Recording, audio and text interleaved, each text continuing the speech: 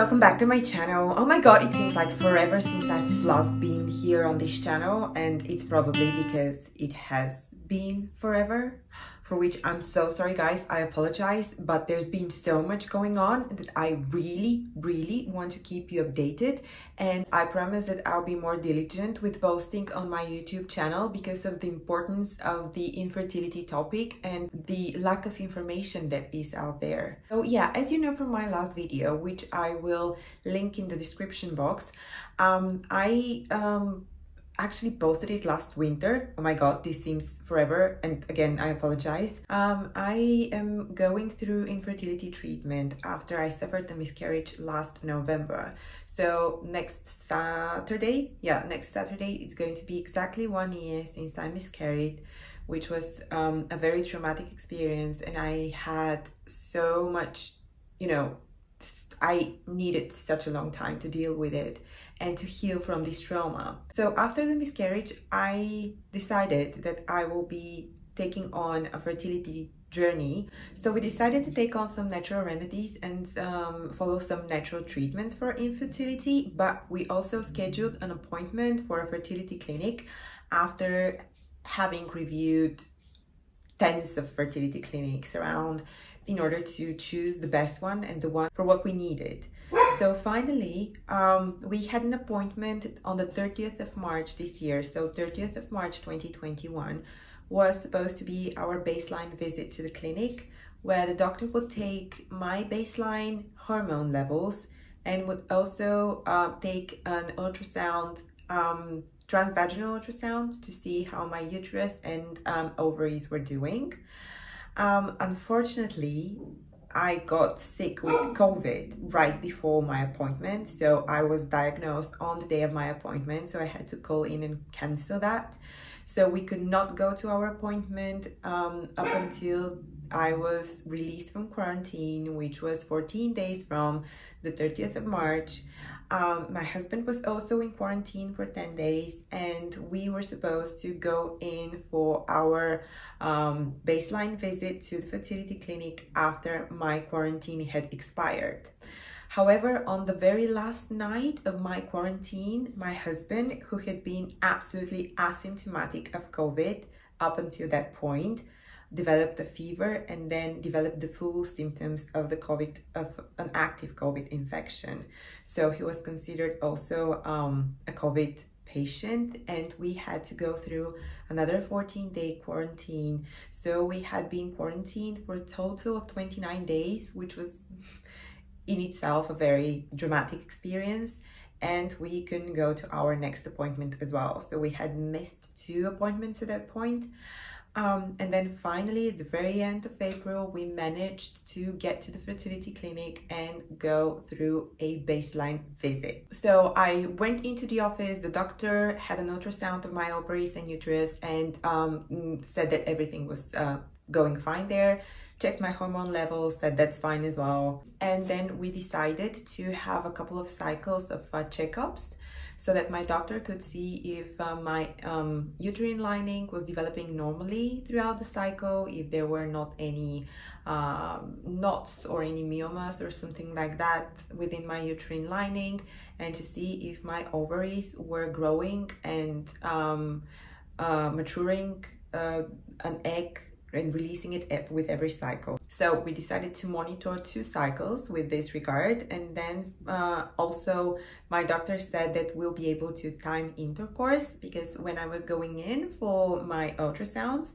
to check my uterine lining and my ovaries, she was able to see and tell me when the ovulation was supposed to happen, so we could have timed intercourse as well, so that we could increase our odds of getting pregnant naturally. At that point, in order for me to also be able to track ovulation at home and be able to, feel more secure, because I have a problem with control. Yeah, indeed, I do have a huge problem with control, and I am a control freak, and if I could control something, I would definitely do that.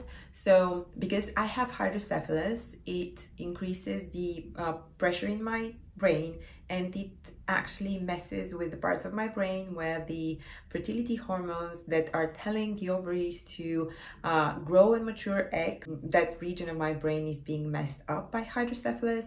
That's why I was never able to detect an ovulation with the normal OPK. So I've never been able to know if I'm ovulating or not with a normal OPK tests. So I decided to purchase a device called Mira, which is a small device that is designed to track your actual numerical hormone levels of LH, estradiol, and progesterone from your urine in the comfort of your own home.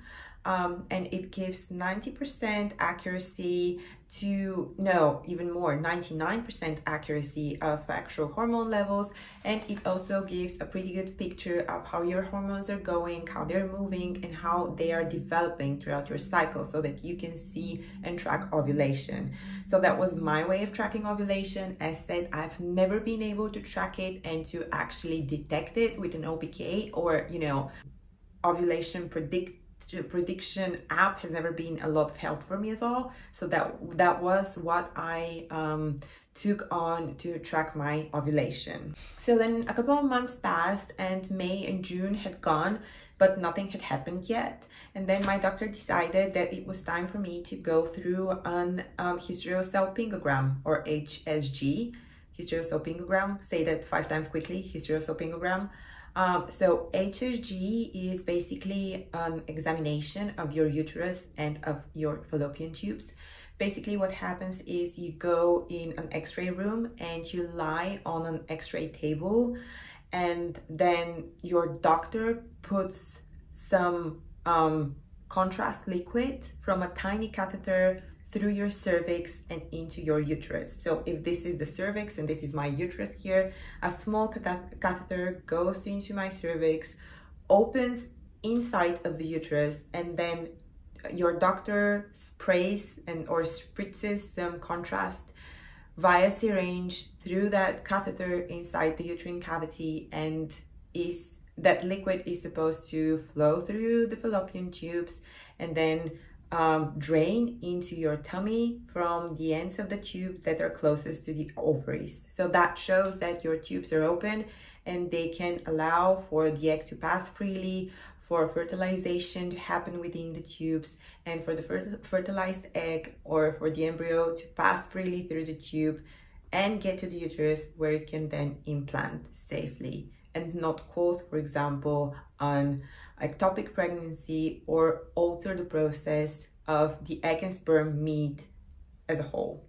So basically that is a very important examination, of which I was dreadful of, because I had read so many overviews online, and I had seen so many people say how painful it was, that you were actually in real labor pains while this was happening, that it was very painful. Some people even decided to go under for this assessment and actually get an IV anesthesia, but seriously, it's not worth it. For 10 minutes or so the whole assessment is no more than 20 minutes with you changing, getting on the x-ray, and then the actual assessment going on, and then getting dressed and leaving the room, that it's not worth to go under for such a short time. It's not pleasant, yes, but it was, at least in my case, it was not painful at all.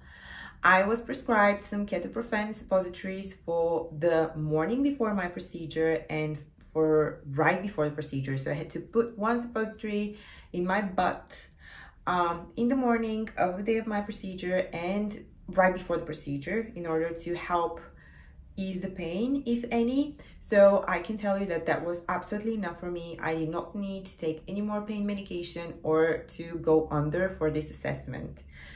So basically what happened with this assessment is that my doctor found out that both of my tubes were blocked with scar tissue, which was just so devastating and heartbreaking to me, because this was just one more step of my fertility journey that had gone wrong. And that was, just again, preventing me from getting pregnant and from welcoming into this world the child that I so badly want. And my doctor then took another syringe of the contrast and increased the pressure within my uterus by pushing the contrast in a little bit further. And then my right tube actually unblocked and the fluid flew in my tummy cavity freely from my left tube, but my right tube, but my left tube did not take any more of the contrast. So my doctor was a little cautious that it might rupture if he presses some more, if he adds further pressure. So he concluded that my left tube is blocked and there's nothing that we can do about it at the time, at this point. So my doctor told me that this blockage could have been caused by scar tissue that was left from an infection, from a current infection. And he said that probably my right tube was freely passable. Moreover, I had gotten pregnant naturally once. So probably my right tube was passable before, and probably I had my left tube blocked, but not as blocked as it was now. And my doctor said that this is something that unfortunately is common in patients who had COVID, and that from the infection of COVID, it's possible that some scar tissue grows inside of your pelvic area, inside of your pelvic organs, or some other areas of your body. So this was something that was thoroughly heartbreaking for me. I was not ready to face those news. And then I went back into my doctor's office 2 days after my hysterosalpingogram, and we assessed the situation and decided that we had to move forward a little bit more aggressively this time, because not only had I my left tube blocked, but I am ovulating more from my left ovary than I am from my right one, because there is a notion that with each menstrual cycle your ovaries are kind of alternating, and 1 month the left one is ovulating and the next month the right one. But unfortunately this is not true, and it is hard to predict which ovary will be the one that grows and matures the dominant follicle, and this is something that can become clear only on folliculometry, on ultrasound. So anyways, my left ovary is more active than my right one, which means that I'm ovulating more from my left ovary, but my left tube is blocked. So this leaves me with in a really bad situation, basically. Ouch. So my doctor decided to prescribe me letrozole or Femara. Femara is the trade name of letrozole. Letrozole helps grow and mature multiple follicles within the ovaries, so that in one menstrual cycle it is possible that both ovaries will ovulate and both ovaries will release a mature egg so that it can get fertilized. So we were doing the letrozole treatment in the hope that my right ovary will become as active as my left one, and I will be able to ovulate more frequently from my right ovary and get pregnant this way. So we started with 2 months on Femara only, which I was taking from day 2, 3, 4 of my bleeding, of my period. I was taking it for 5 days, 2 tablets daily, 1 in the morning and 1 in the evening, and then I would wait for ovulation to come, and then I'll go in the office again when she told me to, like 2-3 days after the possible ovulation, in order to confirm that ovulation had happened, and hopefully, fingers crossed, pray that fertilization had happened also. After 2 months of not conceiving and not having any movement with letrozole, we decided to include a trigger shot, because we were actually not very clear on when the ovulation was happening, even with letrozole. And the reason is that when you're going in for your doctor to check via ultrasound if you had ovulated or not, they're checking for some liquid that is gathering in the back of your tummy, right behind your uterus. And this liquid comes from the ruptured follicle. When the follicle ruptures and releases the egg, some liquid falls from the follicle into your tummy cavity behind your uterus, and your doctor is able to see that through ultrasound. However, in my case, because I have hydrocephalus and I have a VP shunt, which takes the excess of fluid from my brain to my tummy, I have always a pool of liquid behind my uterus in a structure called cavum douglasii, which is basically between your uterus and the backside of your guts. So it is just this tiny shape, this tiny pear-shaped cavity. I always have liquid in there, and when I go into my doctor's office for them to confirm if I had ovulated or not, they really cannot tell up until just ovulation had already gone past, when they can detect it through my progesterone levels in my blood from a blood draw, but they cannot really tell if it had happened or not only after a couple of days had passed.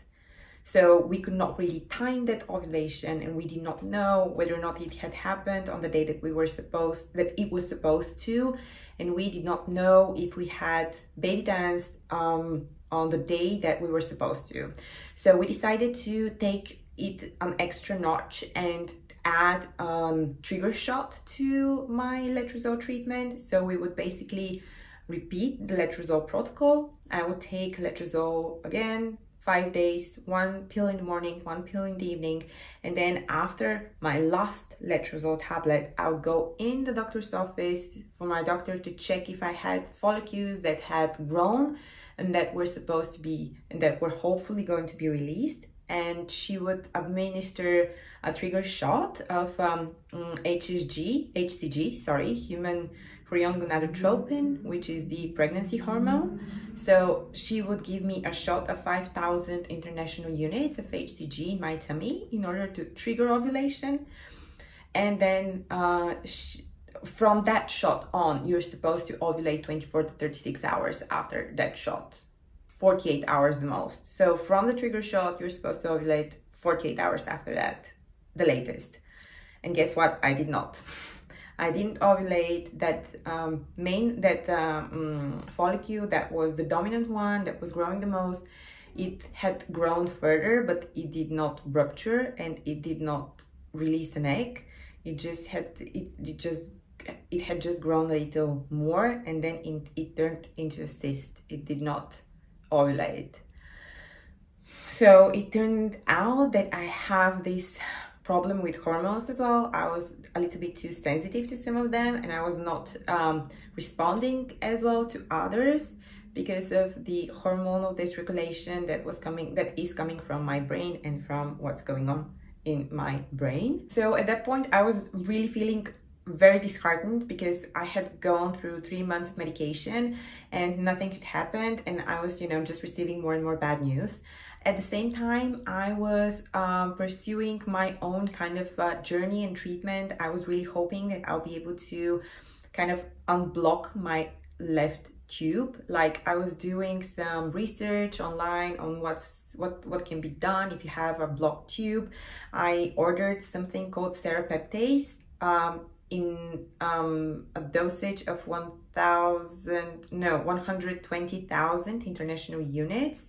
So this is basically a food supplement that was really recommended for really eating scar tissue and for removing blockages from inside the sinuses, inside arterial vessels, and from the tubes and the uterus.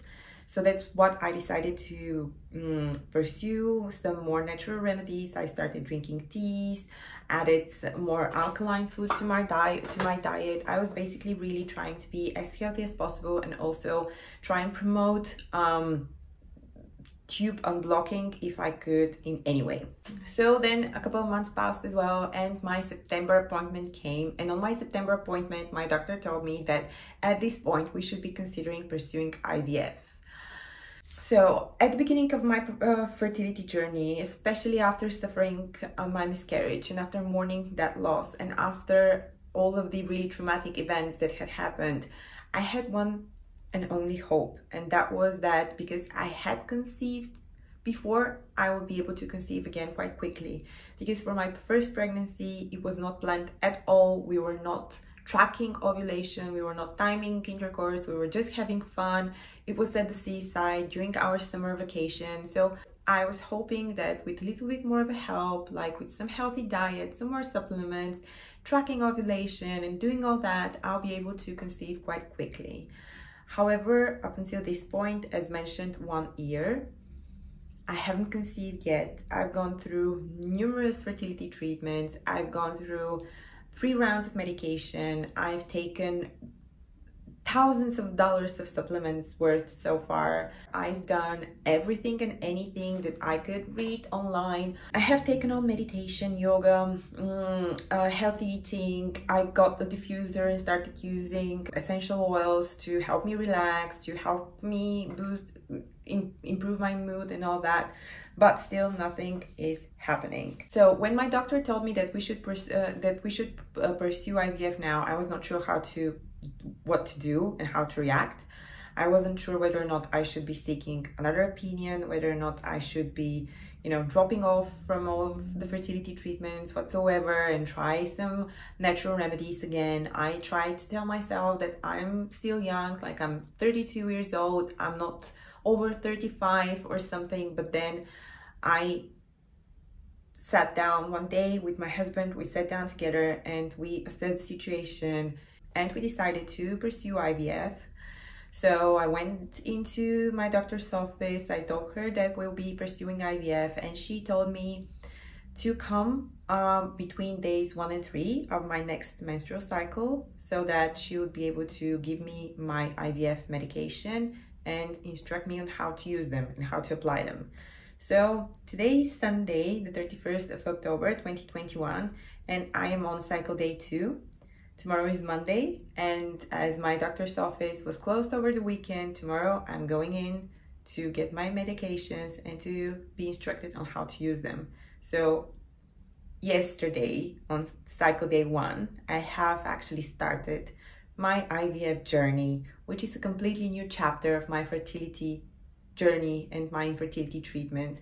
And I will be sharing each and every step with you guys, because I believe it is so important for people to be informed and for people to know when it is reasonable to pursue IVF, and for people to know what to expect, for people to see the real raw side of IVF, to see the needles, to see the injections, to see the bruises, to see the mood swings, to see the bloating, to see everything. Because believe it or not, I've been binge watching YouTube videos of people who have gone through IVF ever since I knew I was going to pursue IVF myself. So it's so important to be a part of a community and to be a part of a secure and safe community where people are talking openly about such a stigmatic issue, because IVF is something that I feel is everyone does it, but nobody talks about it, like a little bit of the Victorian notion of the natural baby making way, if you know what I mean. So basically, I know how lonely it can be to go on your fertility or infertility journey by yourself. I know how much support I have found from other YouTubers who have shared their journey fairly and with as much openness as possible, sharing just some of the raw reality of infertility and what's going on behind the scenes.